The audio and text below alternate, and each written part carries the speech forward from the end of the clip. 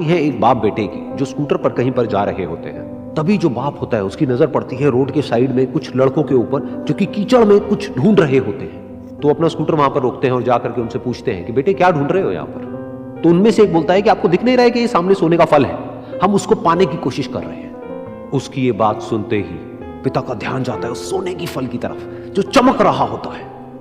फिर उनके माइंड में कुछ इमेजिनेशंस बनने लग जाती हैं कि काश ये जो फल है ये मेरे बेटे के पास में आ जाए तो ना सिर्फ उसकी बल्कि मेरी भी जिंदगी बदल जाएगी। तो बिना सोचे समझे अपने बेटे को धक्का मार देते हैं उस कीचड़ में और बोलते हैं कि तुझे किसी भी कीमत पर वो फल लेकर के आना है। लेकिन बेटे को वो फल नहीं चाहिए होता है, उसके अपने कुछ और ही सपने होते हैं। वो बहुत कोशिश करता है अपने पिता को ये समझाने की कि मेरी खुशी इस फल में नहीं है, मेरी खुशी कहीं और है, मेरे सपने कुछ और है। लेकिन उसके पिता उसकी एक नहीं सुनते हैं। वो उसको धक्का मारते हैं उस कीचड़ में और बोलते हैं कि मैं तुझसे पूछ नहीं रहा हूं, तुझे बता रहा हूं कि तुझे वो लेकर के आना है। तो वो बेटा भी अपने बाप के सपने को सच करने के लिए अपनी पूरी जान लगा देता है और पूरी कोशिश करता है कि किसी तरीके से उस सोने का फल उसके हाथ में आ जाए। लेकिन जैसे जैसे वो हाथ पैर मारता है उस फल को पकड़ने के लिए, वो और नीचे धंसने लग जाता है और फिर जाकर के उसको समझ आता है कि ये कीचड़ नहीं है, ये दलदल है।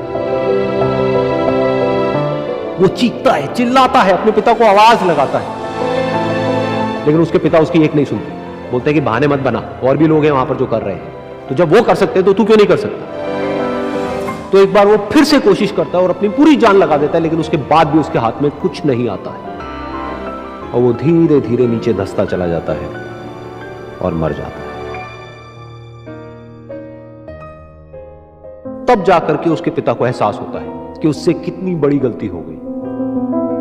वो वहीं बैठ करके रो रहा होता है, चीख रहा होता है, चिल्ला रहा होता है। तभी वहां पर एक साधु आता है और वो साधु उस आदमी से पूछता है कि तुम क्यों रो रहे हो। फिर वो आदमी उस सोने के फल की तरफ इशारा करते हुए उस साधु को अपनी पूरी बात बताता है और बोलता है कि इसमें मेरी क्या गलती है, मैंने तो जो कुछ भी किया अपने बेटे की खुशी के लिए किया। तो वो साधु उस फल को ध्यान से देखता है और उस आदमी को कहता है, जिस सोने के फल की वजह से तुमने अपने बेटे को गवा दिया, कम से कम एक बार ध्यान से उसकी तरफ देखा तो होता कि वहां पर कोई फल है भी या नहीं।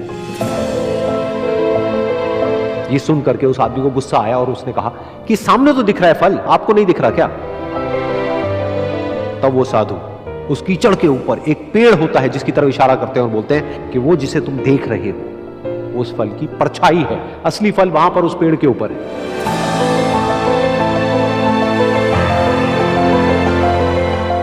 फिर वो साधु उस आदमी को बोला कि अपने बेटे को जबरदस्ती धक्का देने की बजाय और उसको बताने की बजाय कि तेरी खुशी किसमें है, अगर तुमने उससे पूछा होता कि बेटा तू बता तू क्या करना चाहता है और तेरी खुशी किसमें है, तो ना सिर्फ तुम्हारा बेटा जिंदा होता बल्कि हो सकता है कि उसके हाथ में वो असली सोने का फल भी होता।